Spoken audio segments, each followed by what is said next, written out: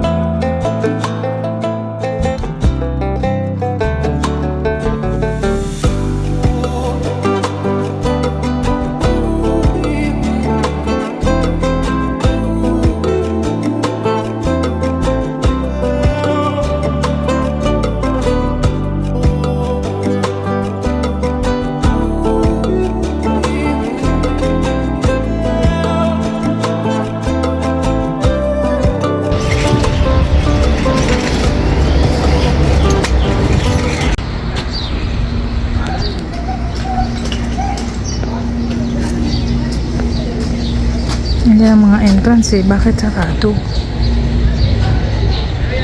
Ayan o.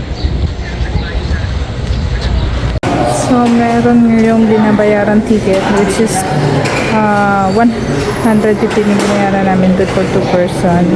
And 57 ang isa kasi meron siyang tax. Usually it's so, meron din kayo makikita dito na mga ganito. And then yung bilihan ng mga pasalubong dito. And then that's it. Social na ngayon. Dati nung nagpunta ako dito, hindi siya ganito. And meron pang elevator.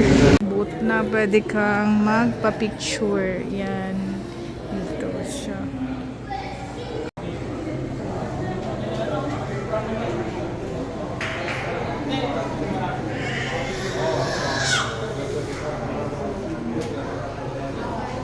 Pasok ngayon dito sa kuweba. Kung dati dire-diretso lang, ngayon ayan, may elevator na papasok ka. Ayan. Kumbaga, malaking bagay na yung pinagbago. Pumasok dun sa kuweba is pupunta muna tayo sa CR para siguraduhin na merong CR na malinis. So ayan, ang CR nila. And then tara, balik na tayo dito sa labas. So, eto na ngayon yung pagpasok. May mga makikita kang mga painting dito. Ayan. And ayan na siya. And then, so tara. Dito. Tayo ko ngayon.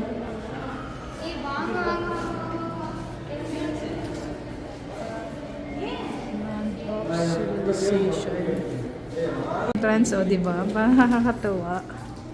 Ito yung entrance ngayon. Ang laki na talaga ng pinagbago. Sobra. Andiyan yung mga ganito. Yan. Yan. Papasok mo. Yan dito. Pasok mo. Yan. May mga yung ticket natin So, eto, bago ka pumasok ng pinakakuweba, may mga makikita ka ditong mga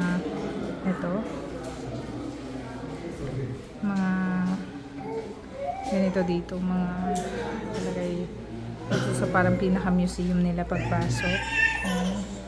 And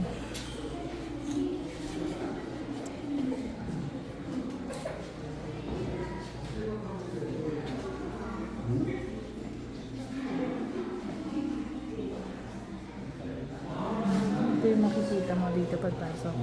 And then meron din dito na ayan, so mga iba't ibang klaseng languages na nakasulat dito. May Arabic, Ethiopian, Akkadian, Korean, and then may English din sila. So grabe yun yung mga nakasulat. And then nakaka-amaze tingnan.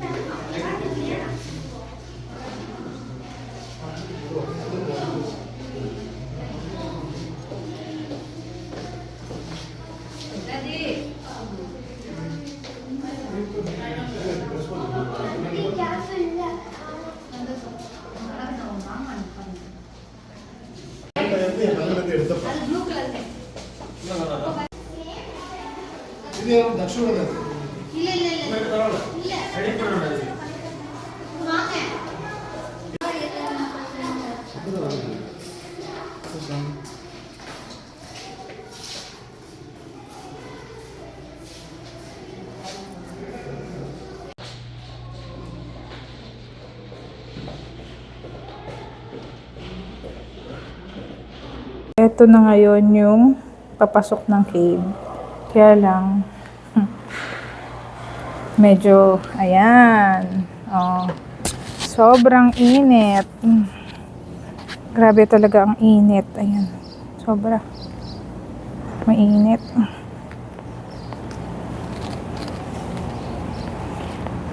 binago na talaga nila yung mga dito. Dati walang mga museum, which is good thing din. And meron ka ng mga ibang makikita aside from mountain lang talaga. So may ganito na rin ngayon na entrance. Yan. And sobrang init.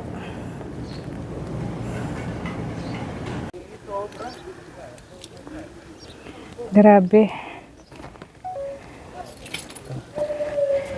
Maganda sana tingnan, kaya lang sobrang init talaga. Grabing init. May mga kabayan din dito. Yan. Na talaga yung pinaka main entrance ng cave. So, yan. Medyo hindi na masyadong mainit dito. So, tama na. This is it.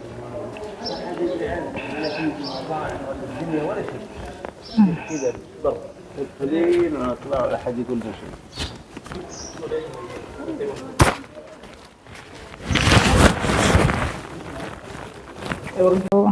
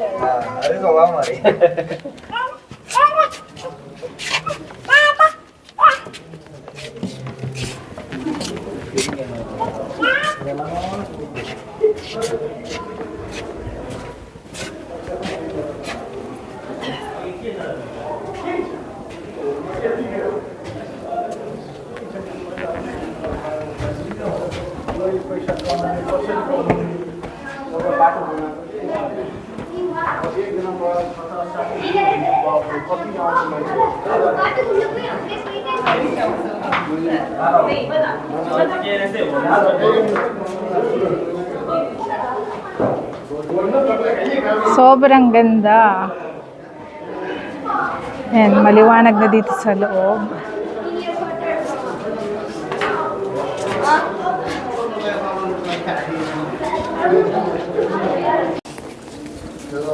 So ngayon, nandito tayo sa Alcara Mountain. And tinatawag na ng marami na Judas Cave daw to. Pero actually, Pilipino lang siguro yung mga nagpangalan ng mga ganon. Pero Alcara Mountain is located in Alhassa. And ngayon, malaking pagbabago na meron dito. And hindi na siya katulad na dati. Ngayon, meron na siyang entrance and then meron na rin siyang museum or mga souvenirs na mabibili dito. Kung ano yung mapapansin nyo dito is ang init-init ng weather sa labas. Pero dito sobrang lamig sa loob. And then hindi ka naman magtatakot na gumala dito. Kasi ayan o, may mga CCTV siya. Nakaka-CCTV siya. And then, ayan, may papunta pa doon sila. And then dito, so kailangan lang talaga may atyaga ka magsuot-suot.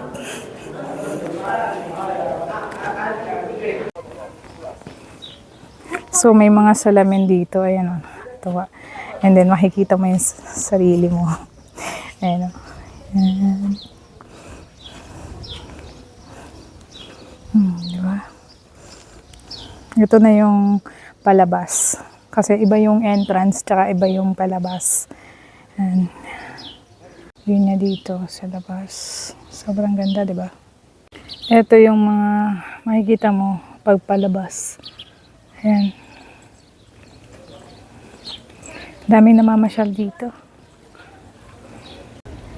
So, ito yung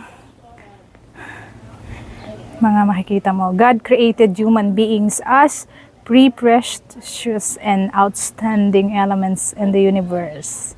He sent his prophets to show humans the path of happiness and harmony with the universe around them. He ordered humans to build earth and prohibited them from injustice and violations of life sustainability.